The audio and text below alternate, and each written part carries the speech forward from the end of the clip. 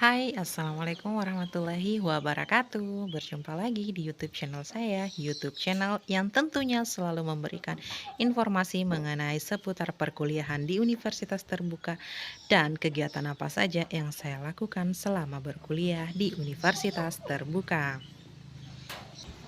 Hai, buat kamu yang masih bingung seperti apa sih sistem ujian atau UAS, ujian akhir semester yang dilaksanakan di universitas terbuka.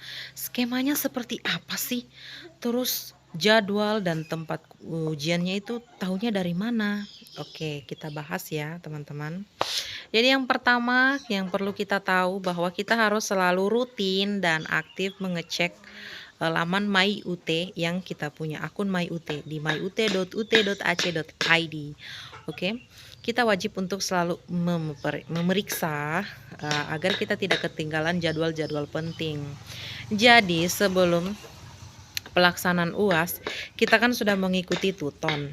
Nah, setelah mengikuti tuton biasanya 1 bulan sebelum UAS itu di akun myut.ac.id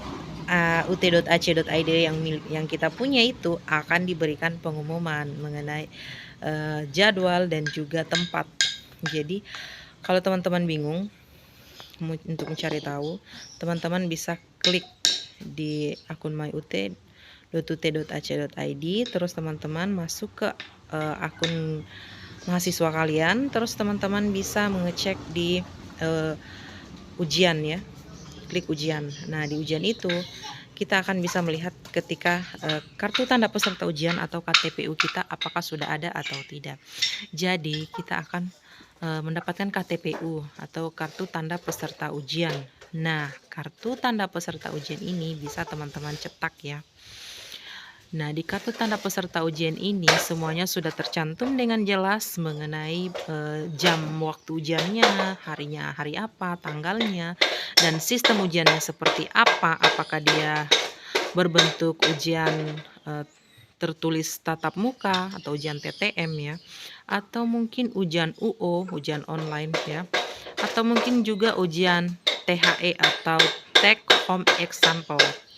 Nah, sebelum kita bahas satu persatu mengenai apa itu TTM, terus mengenai bagaimana itu skema UO dan juga skema THE atau Take Home Example, yang perlu kita tahu bahwa kita harus wajib dan selalu untuk melihat kalender akademik.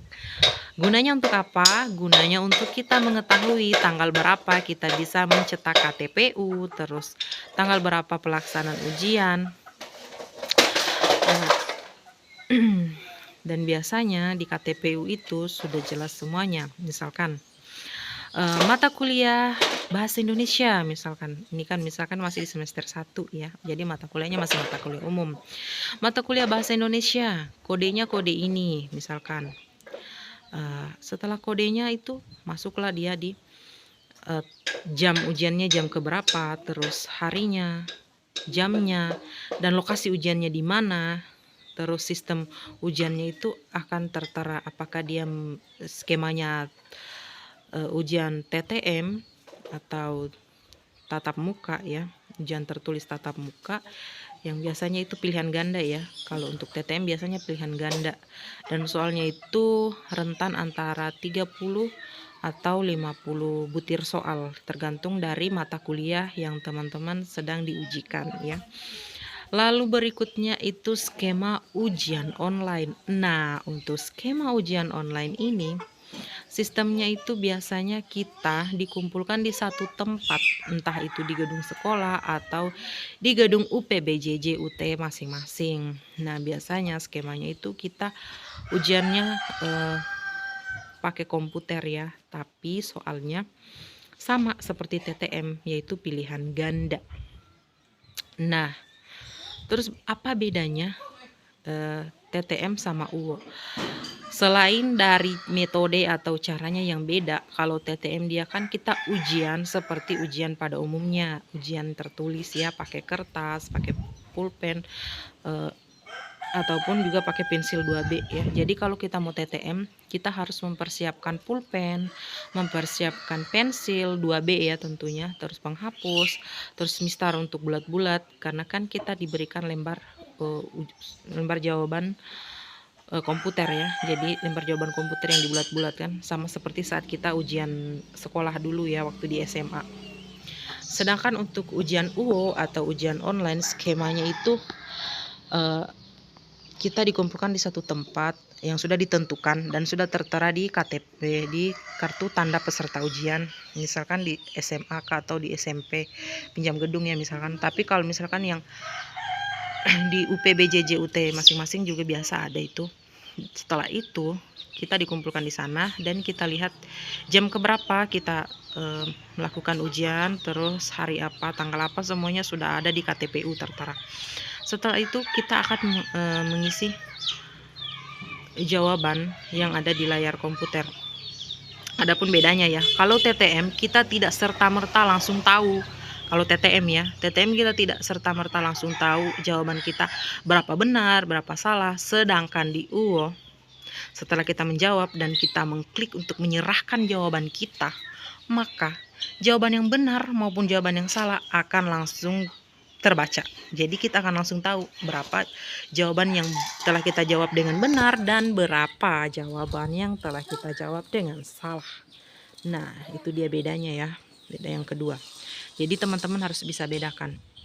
Kalau skema TTM dia tertulis seperti ujian pada umumnya dan jawabannya kita menunggu entah sebulan atau berapa bulan baru muncul berapa salah dan benar. Oke, kalau di UO kita bisa langsung tahu kita jawab berapa benar dan berapa salah, langsung muncul ya, karena dia diatur oleh sistem komputer tentunya. Nah, untuk UO sendiri ada kebijakan dari pihak UT. Misalkan ada teman-teman yang memiliki jadwal yang terbentur dengan jadwal UO, entah karena teman-teman terbentur pekerjaan atau terbentur karena ada urusan keluarga, misalkan ada acara keluarga.